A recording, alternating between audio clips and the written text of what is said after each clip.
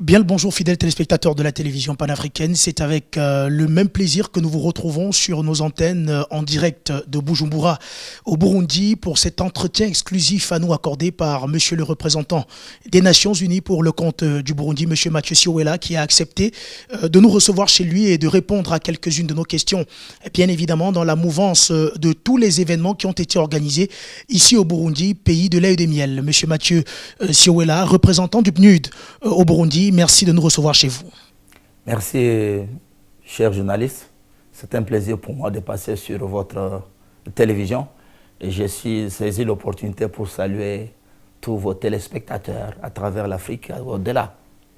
Eh bien, je l'ai rappelé à l'entame de mon propos, le Burundi sort, on va dire, d'un long mois d'organisation d'événements qui étaient très importants pour son développement, étant donné qu'on parle de développement. Nous sommes obtenus à l'issue donc de l'un de ces événements, qui était bien sûr la table ronde de partenaires privés et des investisseurs, des partenaires au développement, autant pour moi, et des investisseurs privés.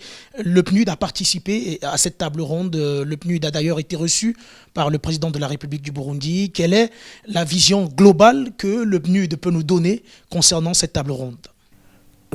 Disons que depuis que le gouvernement a adopté la nouvelle vision, celle de faire du Burundi pays émergent en 2040 et développé en 2060, nous avons ajusté nos programmes pour pouvoir accompagner les pays dans la matérialisation de cette vision. C'est comme ça que notre programme actuel qui a démarré en janvier 2024 est parfaitement aligné avec le plan national de développement révisé et va offrir au Burundi des services et aussi offrir à la population l'appui pour pouvoir les accompagner dans cette marche. Et la table ronde a été un moment important. Je pense un moment important pour les pays de réunir ses partenaires, le secteur privé, de parler également des programmes de réformes qui sont en cours et du potentiel que le Burundi a pour que le secteur privé vienne accompagner. Je pense que vous avez été témoin de cette organisation, des résultats auxquels on est arrivé.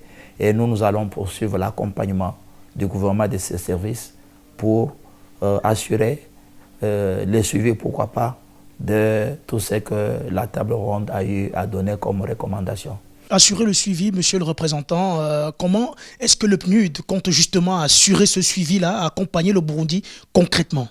Nous, on va accompagner les services spécialisés. D'abord, au niveau de l'organisation de la table ronde, sachez que nous avons travaillé en appuyant le bureau d'études stratégiques au développement de la présidence, qui a été la cheville ouvrière de ce processus. Et aux côtés de cela, nous avons continué à travailler avec les ministères sectoriels, comme le ministère des Finances, Budget et Planification économique et d'autres ministères qui ont un rôle à jouer. Et bien sûr, nous avons également, ce qui est très important, par exemple à la demande du ministère des Finances, de Budget et de Planification, nous avons de l'expertise que nous sommes en train de déployer pour conduire à la réalisation d'un certain nombre d'études qui pourront aider à avancer dans le sens de la mise en œuvre, pourquoi pas, de certaines des recommandations de la table ronde. On va parler un peu de la vision que vous également vous avez évoquée, la vision que porte le chef de l'État burundais, son Excellence Évariste Ndayishimiye. Cette vision est très importante à ses yeux. Elle est également cruciale pour le développement du Burundi. Dans quel secteur concret le PNUD compte accompagner le chef de l'État? On sait qu'il y a des secteurs qui sont évidemment très porteurs au Burundi. Dans quoi concrètement le PNUD entend véritablement soutenir le président Évariste Ndayishimiye dans sa vision? Disons qu'en 2022, ensemble avec le gouvernement, nous avons, les systèmes des Nations Unies, avons élaboré notre cadre de coopération pour le développement durable au Burundi.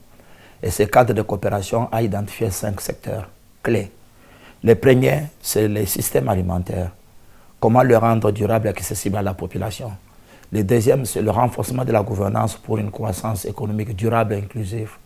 Le troisième, c'est la protection sociale, qui doit mériter aussi l'attention au regard de la vulnérabilité qu'on constate, faire en sorte que les personnes vulnérables, si elles bénéficient de cet appui, puissent sortir de cette vulnérabilité et aller de l'avant. Le quatrième secteur, c'est tout ce qui concerne les secteurs sociaux, l'éducation, la santé, l'eau et l'assainissement. Et enfin, le cinquième, c'est carrément l'environnement, la gestion des ressources naturelles, les changements climatiques et les catastrophes. Donc, partant de ces 5 piliers qui sont interconnectés, Et en pleine consultation avec nos partenaires, le gouvernement, le monde universitaire, la société civile, nous sommes parvenus à focaliser notre appui sur 3 domaines. Le premier, nous nous sommes dit, le système alimentaire, c'est toute la chaîne du début de la production. Et même en amont, il faut traiter la terre, surtout récupérer les terres qui sont dégradables, jusqu'à la production, la consommation et la vente. Nous nous sommes dit qu'il était très important pour pouvoir travailler sur les facteurs de la croissance et faire en sorte qu'on soutienne l'entrepreneuriat. L'entrepreneuriat, particulièrement des jeunes et des femmes. Quand on sait que le Burundi, c'est un pays majoritairement jeune, 65% de la population, et aussi majoritairement femmes, 51%. Donc il est très important, dans le cadre de notre appui, de nous focaliser sur ce secteur pour créer la croissance et les richesses, et par conséquent, générer la demande du système alimentaire. Donc quelque part, il y a l'offre. Et de l'autre côté, nous nous sommes dit, les pays produits, surtout sur le plan agricole, et qu'il y a aussi des pertes post-récolte. Et qu'est-ce faire aujourd'hui? C'est promouvoir tout ce qui est chaîne de valeur, la transformation, travailler sur l'économie circulaire, travailler sur l'économie bleue. Et en partant, il y a un processus d'appui avec le PNUD et la COMESA pour soutenir le Burundi à élaborer sa stratégie nationale sur l'économie bleue. Les pays regorgent beaucoup de ressources dans ce niveau-là. Déjà, le lac qui est à côté, un des plus profonds au monde, et les plus longs. Donc vous comprenez qu'il y a un potentiel. Et travaillant aussi sur les questions de la gouvernance, l'état de droit, la justice, les droits humains, tout ce qui est pilotage, ça c'est important, pilotage de l'action économique, ça c'est important. Et travailler également sur la gouvernance locale, renforcer, surtout que le Burundi s'engage aussi l'année prochaine dans une autre phase, celle de la mise en œuvre du nouveau découpage territorial qui a ramené le nombre de provinces de 18 à 5. Le nombre de communes passe également de 109 à 45. Vous comprenez que tout cet appui va aider à renforcer la base qui va porter la vision de l'émergence. Enfin, le troisième pilier, c'est là où nous travaillons sur des questions de l'environnement, de ressources naturelles, de changement climatique et de la gestion des catastrophes. Donc, nous sommes dit, c'est important. Et un élément qui est, surtout quand nous parlons de l'émergence, il est clair que l'émergence est un processus qui, bien sûr, va viser la transformation générale de tous les pays, avec l'évolution positive de tout ce qu'il y a comme indicateur pour pouvoir, surtout, amener le revenu par habitant qui est de 300 aujourd'hui en moyenne, à un niveau plus élevé. Et il y a un niveau qui est considéré aller au-delà de 1500 par tête. Mais au-delà, c'est le processus lui-même qui est itératif. Du haut vers le bas et du bas vers le haut. Du haut, c'est-à-dire tout ce qui est comme cadre de planification, orientation, qui aujourd'hui se trouve contenu dans les documents de la vision et aussi à travers quoi? À travers le plan national de développement et la déclinaison en plan sectoriel et provincial. Et du bas vers le haut, c'est là où nous devons également faire que les changements ou la transformation prennent corps. Et dans ce processus, nous sommes en discussion, en échange avec le gouvernement, les consultations sont très avancées pour arriver à la mise en place d'un programme qui pourrait aider à partir de ces communes vers le haut. C'est-à-dire, au niveau des communes, créer les conditions d'une croissance au niveau des communes, des conditions pour la mise en place d'un certain nombre d'infrastructures socio-économiques, créer des conditions pour que les capacités au niveau des administrations communales soient en place et de cette manière, la somme pourrait aider. Donc voilà plusieurs chantiers sur lesquels nous sommes. Et j'espère bien que nous avons déjà commencé certains projets qui sont dans ce sens. Et au bout d'ici 2027, nous pourrons voir ensemble quels seront les résultats. Eh bien, monsieur le représentant, vous venez là de nous faire un état des lieux de tout le soutien que le PNUD apporte au Burundi depuis des années dans divers secteurs. On a parlé, vous avez évoqué certains indicateurs. S'agissant de ces indicateurs-là, au sortir de la table ronde, quand on regarde le potentiel énorme dont dispose le Burundi, est-ce que le PNUD est confiant en ce qui concerne l'accomplissement de la vision du chef de l'État inscrite dans l'agenda 2040-2060? Est-ce que le PNUD croit que le Burundi pourra atteindre cet objectif? Non, vous savez, en matière de développement, il faut toujours se fixer des objectifs. Et c'est un processus qui va permettre à ce que le Burundi mobilise les efforts de ses fils et de ses filles, et aussi mobilise les efforts de ses partenaires pour y arriver.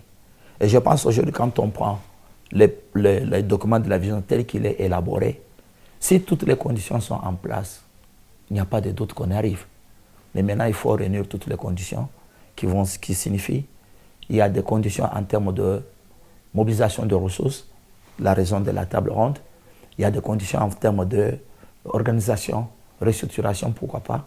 Et c'est là où nous apprécions les efforts que le gouvernement est en train de mener sur le plan de la mise en œuvre de réformes, dont au cours de la table ronde, on nous a fait le point de celles qui ont été déjà exécutées. Donc moi, je pense que c'est un choix, une ambition, et le Burundi a droit de se faire aussi cette ambition d'aller de l'avant. Quand on regarde les statistiques des pays africains, un élément très important, c'est si on recourt à un rapport ou un indice qui est porté par le PNUD, indice de développement humain. En 1990, quand on a sorti le premier indice à travers le rapport sur le développement humain, le rapport mondial, il y avait un nombre important de pays africains qui avaient un indice en dessous de 0,5. Et à l'époque, on disait que les pays à faible indice, c'était ceux-là qui avaient un indice en dessous de 0,5. Et les efforts que les États africains ont conjugués ont amené des améliorations énormes. Si on prend le cas du Burundi, il avait un indice de 0,2. Aujourd'hui, l'indice de Burundi est passé à 0,426 ou 450. Il y a une progression. Et là aussi, la moyenne, ne plus à 0,5, on a relevé. Cela veut dire que si on se met au travail et si on se donne des orientations comme les objectifs qui est visé à travers la vision, le Burundi peut le réaliser. Il y a un potentiel qui a été présenté, qui parle de ressources naturelles, d'une pluviométrie, un climat qui permet, et surtout, un autre élément qu'on oublie, le Burundi a la forme du cœur. Et il se trouve au cœur de l'Afrique. Et ça peut être un hub, une voie obligée entre l'Est et l'Ouest, et pourquoi pas entre le Nord et le Sud.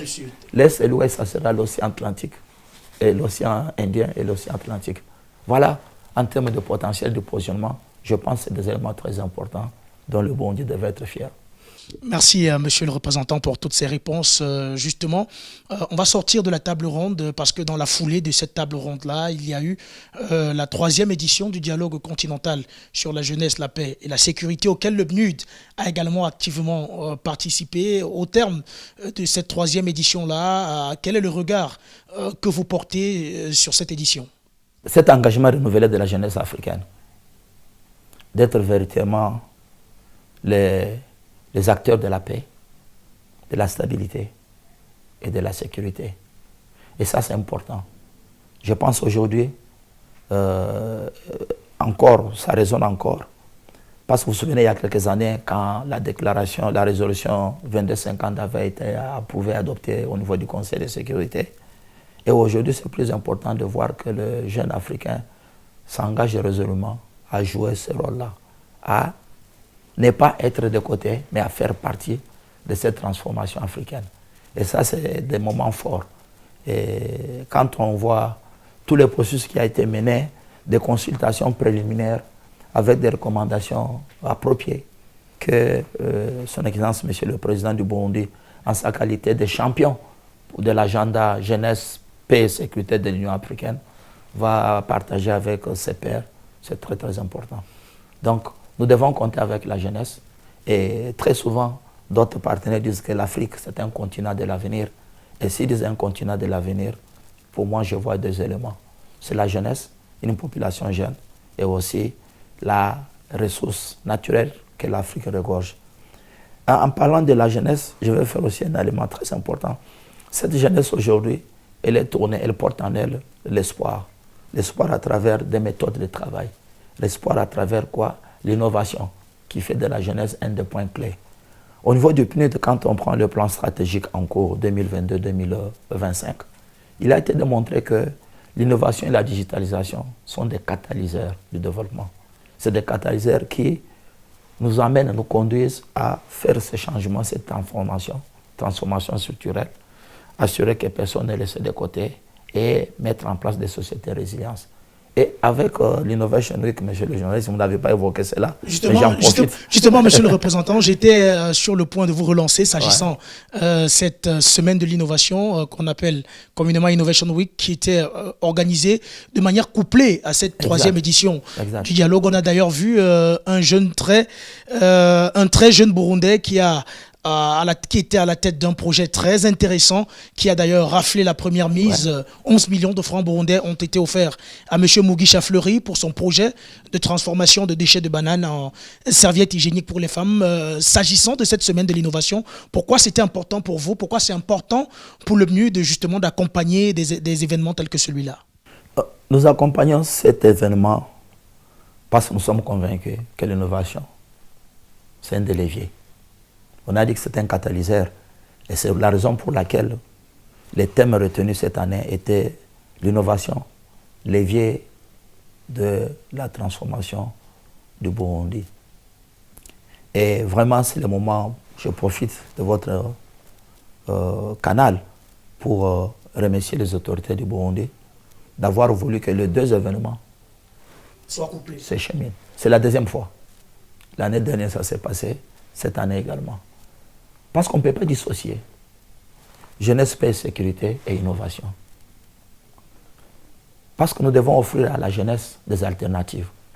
Ces alternatives, aujourd'hui, la jeunesse est capable d'aller les dénicher. À travers quoi? L'innovation. Donc, ceci est très important avec l'Innovation Week. On a voulu en faire vraiment une semaine qui permet à la jeunesse burundaise de démontrer leur génie, leur créativité. Et c'est pour ça que nous sommes dit, c'est imaginer, c'est innover et c'est impacter. Et là, ils l'ont démontré. C'est vrai, les prix, bien sûr, n'est pas lui seul suffisant.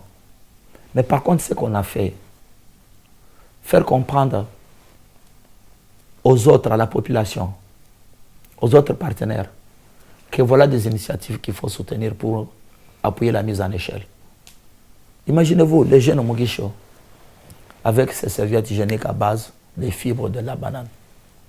Si c'est fait, c'est produit à l'échelle, cela veut dire quoi? C'est la production locale qui est stimulée. Et qu'il n'y aura pas de devises qui vont aller à l'extérieur pour pouvoir importer. Donc, quelque part là, les initiatives que les jeunes ont proposées, ces initiatives, si elles sont prises en compte par le secteur privé, peut aider les pays à avancer et accélérer le développement des chaînes de valeur. Et pour nous, nous considérons que Innovation Week, au-delà, c'est vraiment un rendez-vous de l'offre et de la demande de l'innovation. L'offre de l'innovation est portée par les jeunes qui ont démontré leur capacité. Donc, et la demande maintenant, c'est tous les secteurs privés. Et les banques, pourquoi pas? Parce que c'est des solutions pour lesquelles il faut investir, porter. On a vu des choses extra. Un jeune homme, le Burundi est un pays agricole. Le jeune homme qui a proposé une machine qui permet de pouvoir suivre l'évolution des plantes et anticiper si jamais il y a des insectes qui pourraient détruire la production. Et on sait, c'est que les agriculteurs ont comme difficulté quand après avoir semé, ils se rendent compte que toute la production a été décimée par des insectes. Mais cet équipement, pour un pays agricole, c'est vital. Donc, on va assurer qu'il n'y ait plus ça et anticiper.